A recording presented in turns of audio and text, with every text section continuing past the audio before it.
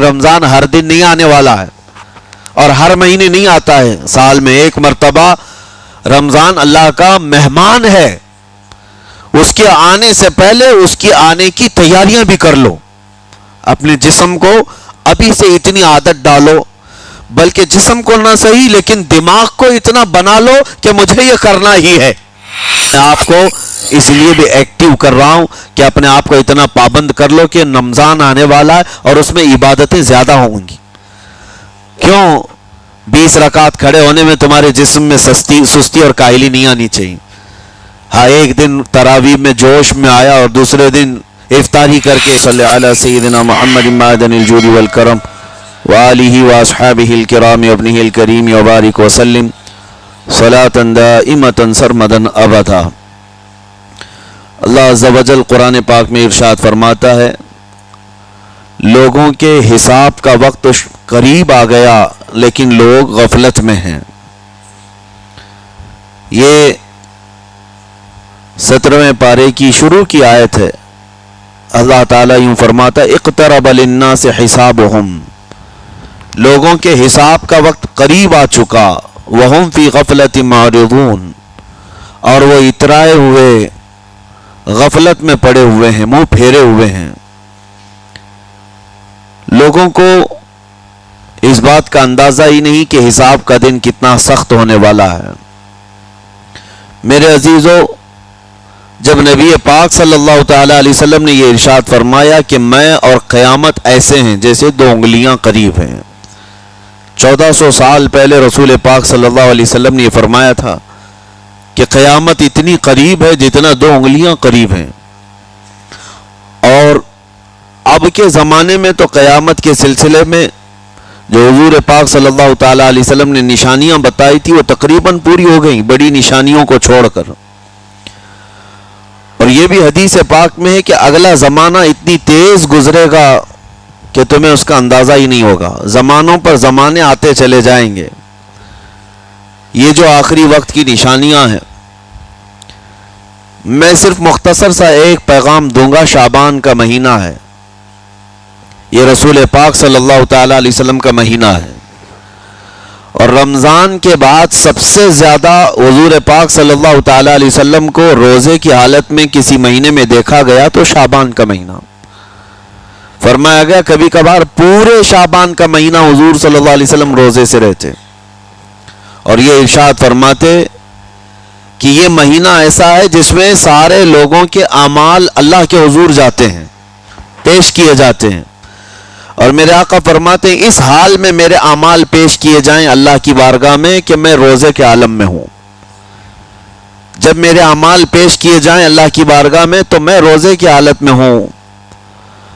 تو یہ شعبان کا مہینہ جو اب رمضان المبارک کے قریب کر رہا ہے، لیکن بعض بزرگوں نے یہ بھی فرمایا شعبان میں موتیں بھی کثرت سے ہوتی ہیں. لوگوں کا یہاں پر حساب کتاب 15ویں شعبان کو جو اب شب برات آنے والی ہے لکھ دیا جاتا ہے، سال بھر میں کیا کیا ہونے والا ہے، کتنے لوگ جانے والے ہیں. کئی لوگوں کی کتابیں بند کر دی جاتی ہیں. حدیث پاک میں یہ بھی ہے کہ فیصلہ اللہ تعالیٰ فرشتوں کے حوالے فرما رہا ہوگا. حالانکہ جب ہم ماں کے پیٹ میں تھے تبھی لکھ دیا گیا ہے کہ کتنی عمر ہے، لیکن فرشتوں کو جو ٹرانسفر کیا جاتا ہے سال میں ایک مرتبہ، اگلے سال ان کا کیا کیا ہونا ہے. اور حدیث میں ہے کسی کے متعلق فرشتوں کو یہ کہا جا رہا ہوگا کہ فلاں 1 مہینے بعد، 2 مہینے بعد، 1.5 مہینے کے بعد اس کی فلاں وجہ سے موت آئے گی، لیکن وہ بندہ شادی کی تیاری کر رہا ہوگا. وہ بندہ جس کی موت کا آرڈر جاری ہو چکا ہے، فرشتے لے چکے ہیں، وہ اپنے کاروبار کے اور اپنے گھر بار کے بنانے میں مصروف ہوگا. اسے اندازہ تک نہیں ہوگا کہ شعبان کے اس مہینے میں اس کی موت کا پروانہ نکل چکا ہے. اسی لیے میں عرض کر رہا ہوں قرآن کی آیت اقترب للناس حسابہم وہم فی غفلۃ معرضون. اللہ فرماتا ہے لوگوں کا حساب بہت قریب آ چکا جبکہ وہ غفلت میں پڑے ہوئے ہیں. اب جس زمانے میں آپ زندگی گزار رہے ہیں یہ اتنی تیزی سے آپ کے اوپر سے گزر جائے گا کہ آپ کو احساس تک نہ ہوگا. بلکہ ایک حدیث کا مفہوم یہ بھی ہے کہ جوان بوڑھے نظر آنے لگیں گے اور بچے جوان نظر آنے لگیں گے. وہ دور آئے آج. بچے تو ہمارے جوان ہو ہی چکے ہیں. جو 6 سال کے بچے ہیں، 5 سال کے بچے ہیں، جن کو حقیقت میں بچہ کہا جاتا تھا، اب کے زمانے میں وہ بچے ہی نہیں رہ گئے. 8 سال کے بچے وہ بچے ہی نہیں رہ گئے. ساری اسکولوں کے حالات ہمارے پاس آئے دن نئی نئی خبریں آتی ہیں. تیسری جماعت کا، چوتھی کلاس کا بچہ خطرناک قسم کے نشوں میں مبتلا ہے جو بڑے بڑے جوان بھی نہیں کیا کرتے تھے. تو بچہ کہاں رہا؟ حضور پاک صلی اللہ تعالی علیہ وسلم نے فرمایا تھا بچے جوان لگیں گے اور جوان بوڑھے. اور جوانوں کی حالت یہ ہے کہ سارے مزے اپنی بچپن میں اتنے کر لیے کہ جوانی میں طاقت ہی ختم ہو گئی. 25 سال کی عمر میں ایسے لگتے ہیں جیسے کہ بوڑھاپا آ گیا، کمزوریاں آ گئیں. 30 سال پہلے کے دور میں 40 سال کو بھی جوانی کہا جاتا تھا. اب کے دور میں 40 سال تو بڑھاپا ہو گیا. 30 سال کی عمر کے بعد آج کے نوجوانوں کے جواب دینے لگ جاتے ہیں. اس کی وجہ یہ ہے کہ بچپن میں اپنے آپ کو برباد کر لیا، بچپن میں اپنے آپ کو ختم کر لیا. تو جو بچپنا تھا اس کو جوانی میں بتا دیا، اور جو جوانی وہ بڑھاپے میں. اور جو بوڑھے اصل بوڑھے ہیں جن کو 60-70 سال کی عمر ملی ہوئی ہے، یہ اللہ تعالیٰ کی طرف سے ان کے لیے نعمت ہے. باقی قیامت کے قریب جو حالات ہیں وہ اس طرح کے ہیں. اور مزید میں آپ کو یہ بھی بتا دوں کہ زمانہ ترقی کرتے کرتے تمہیں ایسا سست اور کاہل بنا دے گا کہ تم کوئی کام کے لائق بھی نہیں رہ جائیں گے. بہت ساری چیزیں ہم سے رخصت ہو رہی ہیں، ہمیں اندازہ بھی نہیں. ابھی کل ہی میں ذکر کر رہا تھا، ابھی 10 سال پہلے 20 سال پہلے جو چیزیں ہمارے آنکھوں کے سامنے موجود تھی وہ اب غائب ہو چکی ہیں. خالی وقت اسے ملے تو نشہ بھی یاد آ جائے، خالی وقت اسے ملے تو عورتوں کی طرف میلان بھی بڑھ جاتا ہے، خالی وقت اسے ملے تو اس کو دولت لٹانے اور عیاشی کرنے کی فکر بھی سوار ہونے لگتی ہے. اپنے آپ کو کسی چیز میں مصروف کر لے. اور سب سے بہترین مصروفیت کیا ہے؟ اللہ اور اس کے رسول کا ذکر پاک ہے. یہ سب سے بہترین مصروفیت ہے کہ تم نے اپنے آپ کو اس میں مصروف کر رکھا تو اللہ تعالیٰ دنیا کی تمام مصروفیتوں سے تمہیں آزاد کر دے گا، برائیوں سے آزاد کر دے گا. قرآن میں رب تعالیٰ فرماتا ہے وَقَالُوا حَسْبُنَا اللَّهُ وَنِعْمَ الْوَكِيلُ. جنہوں نے یہ کہا ہمارا رب ہمارے لیے کافی ہے، ہمارا اللہ ہمارے لیے کافی ہے، اور کیا ہی بہترین مددگار ہے، کیا ہی بہترین وکیل ہے. جس نے یہ کہا، اللہ فرماتا ہے اس کے فوراً بعد آیت آئی فَانْقَلَبُوا بِنِعْمَةٍ مِّنَ اللَّهِ وَفَضْلٍ لَمْ يَمْسَسْهُمْ سُوءٌ. اللہ ان لوگوں کو اپنی خاص نعمتوں میں لے جائے گا، ایسی جگہ جہاں کوئی برائی انہیں چھو بھی نہ سکے گی. جنہوں نے اللہ کی بارگاہ میں یہ کہا حسبنا اللہ ونعم الوکیل. آگے بھی ہے دوسری آیت ہے نعم المولا ونعم النصیر. جس نے یہ کہا، اللہ فرماتا ہے ان بندوں کو اللہ اپنی خاص نعمتوں میں لے جائے گا اور فضل میں لے جائے گا ایسی جگہ لم یمسسہم سوء، جہاں انہیں کوئی برائی چھو بھی نہ سکے گی، کوئی برائی نہ آ سکے گی. اسی لیے کثرت سے اپنے آپ کو مصروف رکھو. یہ جو محافل ہماری ہو رہی ہیں اللہ کرے کہ ہمیشہ قائم رہیں. ہم ہفتے میں 1 مرتبہ ذکر کی مجلس میں آتے ہیں اپنے دل کو اللہ تعالیٰ کی یاد سے معمور کرنے کے لیے. ویسے کھانا تو دن میں 3 مرتبہ اور کوئی تو 5 مرتبہ کھاتے ہیں. اپنے جسم کا بھرپور خیال رکھا جاتا ہے. ہماری روح کے خیال کے لیے ان مجلسوں کا آنا ضروری ہے. یہ مجلسوں کی پابندیاں، اور اگر آپ اس کو ہی یہ سمجھ کر نہ چلیں کہ ہم نے ایک بار ہفتے میں ذکر کر لیا تو اب کافی ہے. ہماری گاڑی بھی جو ہے پیٹرول بار بار مانگتی ہے. اس کو جس طرح سے چلاتے ہیں اس طرح سے اس کی خواہش بھی ہے. روزانہ گاڑی کو اگر کہیں کھڑی کر رکھیں تو زیادہ پیٹرول نہیں لگے گا، لیکن چلتی رہے تو بار بار پیٹرول کی ضرورت ہے. ہم میں سے ابھی کوئی ایسا نہیں ہے جو بستر پر پڑا ہوا ہے. ہر کوئی چل رہا ہے، پھر رہا ہے، دنیا میں مصروف ہے. تم اپنے کھانے پانے بھی کر رہے ہو، لوگوں سے ملاقات بھی کر رہے ہو. اس کا مطلب ہے تمہاری گاڑی چل رہی ہے اور اس کو پیٹرول بار بار چاہیے. اور یہی جو ایندھن ہے، یہ پیٹرول ہے، اس کا کام یہ اللہ تعالیٰ کا ذکر کرتا ہے. تمہارے جسم کو بیلنس رکھنے کے لیے، تمہاری فکروں کو بیلنس رکھنے کے لیے، تمہارے دماغ کو صحیح سلامت ایک نہج پر رکھنے کے لیے یہ ذکر کی محافل قوت دیتی ہیں. اگر اس ہفتے میں آپ نے ذکر کیا نہیں ہوا تو آپ اپنے ہی گھر پر سونے سے قبل بستر پر بیٹھ کر کیوں اللہ کا ذکر نہیں کر لیتے؟ 5 منٹ 10 منٹ اس مولا کو پکار کر کے سونے میں کیا حرج ہے؟ لوگ موبائل دیکھتے، گانے سنتے، فلمیں دیکھتے ہوئے سو جاتے ہیں، لیکن اللہ رب العزت کو یاد کر کے سونے والا، میرے عزیزو، قرآن میں مولا فرماتا ہے فَاذْكُرُونِي اذکرکم. اس کا وعدہ ہے تم مجھے یاد کرو میں تمہیں یاد کروں گا. اور اس کی تفسیر میں اللہ تعالیٰ کے اس قول میں، اس فرمان کی تفسیر میں بزرگوں نے فرمایا اللہ کیسے یاد کرتا ہے بندے کو؟ اللہ بندے کو کیسے یاد کرتا ہے؟ جب تم اس کی یاد میں مصروف رہے، اپنے آپ کو بزی کر رکھا، اللہ تمہیں کیسی جگہ یاد کرتا ہے؟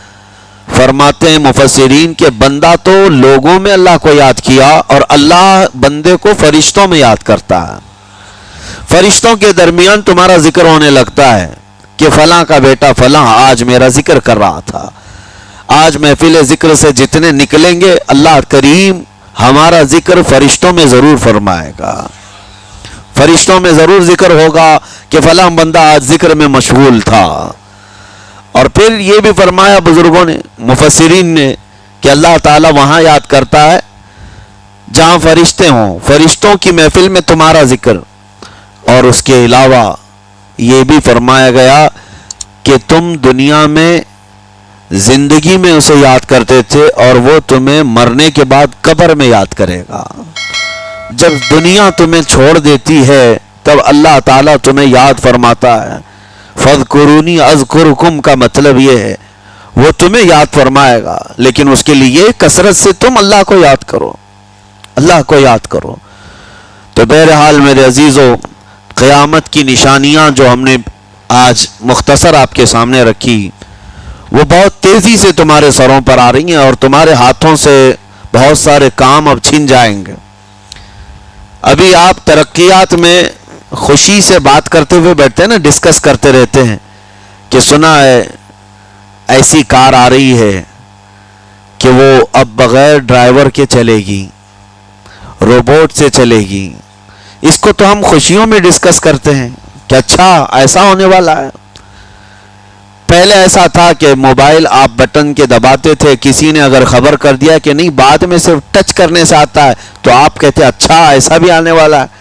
لیکن آپ کوئی کہے تو آپ کو کوئی تعجب نہیں، ٹچ اسکرین، کوئی تعجب کی بات نہیں. بنا ڈرائیور کے گاڑیاں آ جائیں گی. اس طرح ہوتے ہوتے نظام زندگی اس قدر بدل جائے گا، اس قدر بدل جائے گا. آج میری یہ بات نوٹ کر کے رکھ لیں، زندگی باقی رہی تو 10 سال بعد انشاءاللہ ہم ملاقات کریں گے اگر اللہ نے زندگی باقی رکھی. اور اس کے بعد پھر ہماری یہ باتیں میچ کر کے دیکھیں کہ کیا کیا ہوا ہے اور کیا کیا دنیا بدل چکی. اسی لیے میں کوئی بھوشمانی نہیں کر رہا ہوں، اور نہ ہی کوئی جوتش بابا ہوں طوطا لے کر جو بیٹھتا ہے، یا تمہارے ہاتھوں کی لکیریں دیکھ کر کے کوئی فیوچر بولنے والا نہیں. مصطفیٰ کریم صلی اللہ تعالیٰ علیہ وسلم کی احادیث سے جو قیامت کے قریب ہونے والے رونما ہونے والے واقعات ہیں، میں ترجمانی کر رہا ہوں حضور کی حدیثوں کی، اس لیے کہ ہمیں پتہ ہے دنیا کے سارے سائنسدان جھوٹ بول سکتے ہیں، مدینے والے کی بات جھوٹ نہیں. میرے آقا صلی اللہ تعالیٰ علیہ وسلم کا فرمان جھوٹا نہیں ہو سکتا. اس لیے اگلا دور جو آ رہا ہے وہ بڑا سخت ترین ہے. اب آپ دیکھیں محنت سے عاجز، ہر چیز سے محنت سے تمہیں نکال لینا ہے. میں نے تو لکھنے پڑھنے کی ایک مثال دی کہ تمہارے ہاتھوں سے قلم چلا جائے گا، تمہارے پاس سے کتابیں جو پرنٹ ہوتی تھی یہ بھی چلی جائیں گی. بس تم موبائل میں آڈیو کتابیں سنتے رہو، اور دور تو ایسا ہوگا کہ کچھ لکھنا بھی ہے وہ بھی ابھی آ ہی چکا ہے، وائس کمانڈ جو ہوتا ہے اس کو بولو وہ لکھ کر کے دے دے گا، تم اس میں موبائل میں جو بولو گے وہ ٹائپ بھی ہو جائے گا۔ تو جب آپ کے بولنے سے سب لکھ بھی جاتا ہے تو قلم اٹھانے کی ضرورت کیا ہے؟ قلم چھوٹ گیا تمہارے ہاتھ سے، یہ سب چیزیں چھوٹ جائیں گی آگے۔ اب دور کے متعلق پیشین گوئیاں بعض سائنسدانوں نے یہ بھی کی ہیں کہ بچے پیدا کرنے کے لیے شادی ہونا بھی ضروری نہیں،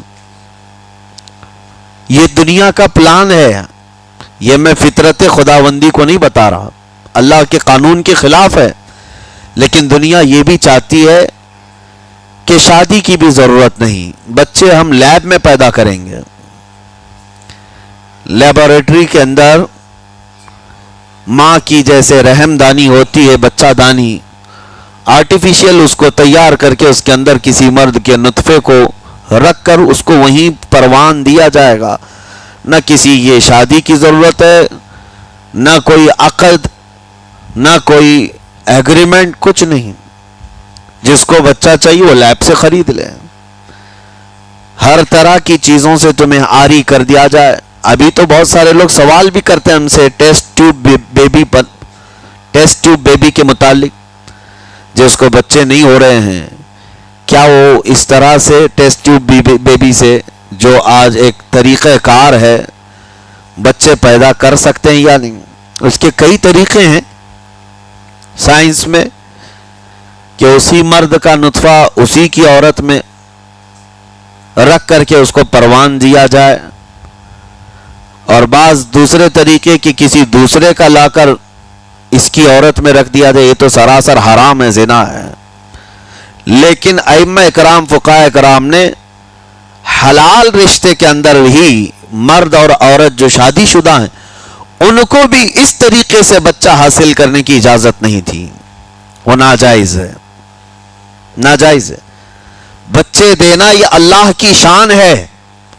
حضرت ابو ہریرہ رضی اللہ تعالیٰ عنہ حضور صلی اللہ علیہ وسلم کی بارگاہ میں حاضر ہوئے، عرض کرتے ہیں عرب والے لوگ عزل کرتے ہیں یا رسول اللہ، یعنی بچے نہ ہونا نہیں چاہیے کسی کو، تو پریکاشن لیتے تھے وہ لوگ، اس کا طریقہ کار ان کا الگ تھا عربوں کا، وہ انزال نہیں کرتے، اس سے پہلے جدا ہوتے۔ حضرت ابو ہریرہ رضی اللہ تعالیٰ عنہ نے حضور کی بارگاہ میں پوچھا کہ ایسا کیا کرنا کیسا ہے؟ نبی پاک صلی اللہ تعالیٰ علیہ وسلم نے ارشاد فرمایا اگر رب تبارک و تعالیٰ چاہے تو بھی بچے عطا کرے گا، کوئی عزل کر لے الگ ہو جائے، اگر مولا کو دینا ہو تو اس حال میں بھی اللہ تعالیٰ بچے عطا کرے گا، جو مولا بغیر باپ کے عیسیٰ پیدا فرماتا ہو۔ تو بہرحال میں بات الگ نہ چلی جائے اس لیے عرض کر رہا ہوں کہ اگلے دور میں سارے کام کاج تمہارے ہاتھوں سے نکل جائیں گے، عاری کر دیا جائے گا اور تمہیں سست اور کاہل بنا دیا جائے گا، اور جب بندے کے پاس کوئی کام ہی باقی نہ رہے تو اس کا دماغ شیطانی بن جائے گا، اور شیطان اس کو ہانکتا رہے گا صبح سے شام تک، شام سے صبح تک۔ اور میں آپ کو بتا دوں دنیا یہ چاہتی ہے کہ رات کو دن بنا دے، یعنی کوئی رات کا تصور ہی نہ رہے، نہ اندھیرا ہے نہ ہی کوئی اس طرح کی تاریکی، بلکہ پورا ٹوٹل 24 آورز ایسا ہی اجالا دکھنا چاہیے، تمہاری نیندیں ختم ہو، کسی کے لیے بھی اندھیرا ہو گیا چلو سوئیں، یہ اللہ کے جتنے نظام ہیں اس سے یہ دنیا چھیڑ چھاڑ کرنے کی کوشش کر رہی ہے۔ یہ جو خفیہ طاقتیں ہیں دنیا کو جو چلا رہی ہیں، وہ فری میسن ہوں اور سیکریٹ تنظیمیں جو آج دنیا میں کام کر رہی ہیں، وہ قانون خداوندی سے چھیڑ چھاڑ کرنا ان کی فطرت عادت ہے۔ ہر چیز جو اللہ تعالیٰ کی بنائی ہوئی، پہاڑوں کو اپنی جگہ سے ہٹا دینا۔ عرب میں آج پتہ ہے آپ کو، سعودی میں سب سے زیادہ پہاڑ کاٹے جا رہے ہیں، پہاڑ اتنے کاٹتے ہیں وہ لوگ، پورے کے پورے پہاڑوں کو انہوں نے زمین سے الگ کر دیا، اور وہاں پہاڑ کا وجود ہی نہیں۔ مکہ میں جا کر آپ دیکھ لیں، مدینے میں جا کر دیکھ لیں، 4 سال 5 سال کنٹینیو کئی مشینیں لگا کر کے پورے پہاڑ کو صاف کر دیا، پتھر کے پہاڑ۔ اصل میں یہ نظام قدرت ہے، پہاڑ یوں ہی نہیں بنائے اللہ نے زمین پر۔ والجبال اوتادا، یہ میخ بنا کر کے اس میں گاڑ دیے گئے تاکہ زمین ہلنے نہ پائے، زمین پانی پر ہے، اور جب پہاڑوں سے چھیڑ چھاڑ کیا جائے گا زمینوں میں زلزلے آئیں گے، ادھر سے ادھر زمین ہل جائے گی۔ اور تو اور انہوں نے اپنی ٹیکنالوجی کو بڑھاتے بڑھاتے قانون خداوندی میں چھیڑ چھاڑ کے لیے کیا نہیں کیا، انہوں نے جعلی اور آرٹیفیشل ارتھ کویک لانے کی کوششیں کی، مصنوعی زلزلے، مصنوعی بارش ہوتی نہیں، لیکن پورے کلاؤڈ کو جمع کر کے، بادلوں کو جمع کر کے ایک جگہ، اور پھر اس کو کیمیکل کے ذریعے سے پانی برسا دیا جائے، لوگوں کو لگتا ہے کہ ابر چھا گیا اور پانی آنے لگ گیا، یعنی بارش بھی مصنوعی برسائی جائے، ہوائیں بھی مصنوعی چلائی جائیں، پہاڑ بھی کاٹ دیے جائیں، جعلی زلزلے لائے جائیں، سونامی کو بھی لانے کی ترکیبیں ان لوگوں نے سوچی کہ زیر زمین جو لاوا ہوتا ہے اس کے اندر دھماکہ کر دیا جائے تاکہ پانی کی موجیں بے قابو ہو کر بہت زیادہ لہریں اٹھ جائیں اور دنیا میں تباہی مچائیں۔ بیماریاں اللہ کی طرف سے آتی ہیں، لیکن بیماریاں یہ لیب میں بنانے کی کوشش کرتے ہیں کہ وائرس بنائے جائے اور لوگوں کے درمیان چھوڑ دیے جائیں، جس کو آج دنیا کی بڑی طاقتیں بایو ویپن کا کہتی ہیں، یعنی ہتھیار صرف گولہ بارود بندوق اور میزائل ہی نہیں ہے، ہتھیار یہ وائرس بھی ہے، کیمیکل بھی ہے، دوائیوں کی شکل میں۔ یہ برسوں سے یہ تنظیمیں اس بات پر کام کر رہی ہیں، حتیٰ کہ یہ نظام قدرت کو، نظام خداوندی کو پورے اکثر بدلنے کے لیے انہوں نے مردوں کو عورت بنانا، عورتوں کو مرد بنانے کی بھی مہم چھیڑ رکھی ہے۔ ٹرانسجینڈر، ان سب کو خاص قانونی حق دیا جائے گا، اور مرضی سے آدمی اپنے جینڈر کو، اپنی جنس کو چینج کروا لے، یہ قانون خداوندی میں چھیڑ چھاڑ ہے نہیں۔ اور انسان کو جس کام کے لیے پیدا کیا گیا تھا اس کام سے اس کو عاری کر دیا جائے، کاہل بنا دیا جائے۔ اسی لیے دیکھیں، وہ رحمان مولا چاہے تو تمہیں گھر میں بٹھا کر خوب رزق دے، وہ غفار ہے جو چونٹیوں کو اپنے سوراخ میں رزق دیتا ہے، مچھلیوں کو پانی کے اندر رزق دیتا ہے، وہ اشرف المخلوقات کو کیوں نہیں کھلائے گا؟ لیکن اس کا حکم یہ ہے، اذا قضیت الصلاۃ فانتشروا فی الارض، جب نماز پڑھ لو تو زمین میں پھیل جاؤ اور اللہ کا رزق ڈھونڈو۔ یہ نہیں کہ گھر میں بیٹھ کر کے تم پکارتے رہو رزق آ جا، رزق آ جا، رزق آ جا، یہ نہیں ہے۔ تمہیں کیوں؟ تم کاہل اور سست نہ بنو، تمہیں فرمائے گا ہاتھ پیر چلاؤ۔ نبی پاک صلی اللہ تعالی علیہ وسلم نے ارشاد فرمایا، دنیا کا سب سے بہترین رزق وہ ہے جو اپنے ہاتھوں کی کمائی، محنت سے۔ اور حضور فرماتے ہیں اللہ کے نبی داؤد علیہ السلام لوہے کا کام کرتے اور خود اپنے ہاتھوں سے لوہے کو تپا کر کے نقش بناتے، اور لوہے کی زرہ جو جنگوں میں پہنی جاتی یہ بنا کر کے بیچتے تھے، اور اس کی آمدنی سے حضرت داؤد علیہ السلام اپنا گھر چلاتے تھے۔ حضرت ادریس علیہ السلام کپڑے سلتے تھے، درزی کا کام کرتے اور اپنا گھر چلاتے۔ حضرت ابراہیم علیہ السلام گھر بنانے کا کام کرتے رہے۔ اسی لیے نبی پاک صلی اللہ تعالی علیہ وسلم نے فرمایا اللہ کے سارے نبی اپنے ہاتھوں کی کمائی کھایا کرتے تھے، کوئی گھر بیٹھ کر کے نہیں۔ جو لوگوں کو آج یہ شوق ہے کہ بس کسی کو جائیداد میں کچھ پراپرٹی ملی تو کرائے پر چڑھا دو اور کرایہ کھاتے رہو، کیوں محنت کرنا ہے؟ کوئی کام کیوں کرنا ہے؟ میں یہ نہیں کہتا کہ کرایہ مت کھاؤ کرایہ، لیکن اپنے جسم کو ایسا کاہل اور سست بناؤ گے تو یہ شیطان کی آماجگاہ بن جائے گا دماغ، اور اتنے گناہ کرنے لگ جاؤ گے کہ تمہارے کنٹرول میں نہیں رہے گا۔ تم اس کو جتنا خالی اور سست چھوڑو گے، یا آلریڈی جو سائنسدانوں نے چوہوں پر ایکسپیریمنٹ کر کے جو دیکھا اکثر ایسا ہوتا ہے کہ چوہوں پر جو تجربہ کیا جاتا ہے انسان کے فطرت سے بہت زیادہ میل کھاتا ہے چوہوں کی طبیعت. اسی لیے آپریشن تھیٹر میں بھی سکھانے کے لیے چوہے اور مینڈک کا استعمال ہوتا ہے. دوائیاں بھی جو سب سے پہلے بنتی ہیں وہ چوہوں کو کھلا کر دیکھی جاتی ہیں. انسان کی طبیعت زیادہ اس سے میل کھاتی ہے. تو جو چوہوں کو ساری سہولیات دے دی گئی تھی تو وہ آپس میں شہوت میں مبتلا ہو گئے اور ایک دوسرے کا قتل کرنے لگے. یہی حال انسانوں کا بھی ہوگا. جب ان کو ساری سہولیات ایک جگہ مل جائیں گی تو یہ ایک دوسرے کا قتل شروع کر دیں گے. یہ کثرت سے گناہ کرنے لگیں گے اور ایک دوسرے کا قتل کریں گے. اسی لیے آپ کو میں جو بات کہہ رہا تھا وہ ادھوری رہ گئی. وہ رب تبارک و تعالی چاہے تو گھر بیٹھا کر تمہیں کھلائے, لیکن آپ مجھے یہ بتاؤ, یہ جو مسجد میں بلاتا ہے تمہیں رب تعالی 5 وقت, فجر میں, ظہر میں, عصر میں, مغرب میں, عشاء میں, اور ہر ایک میں تمہیں اپنی پیشانی زمین پر رکھنی ہے,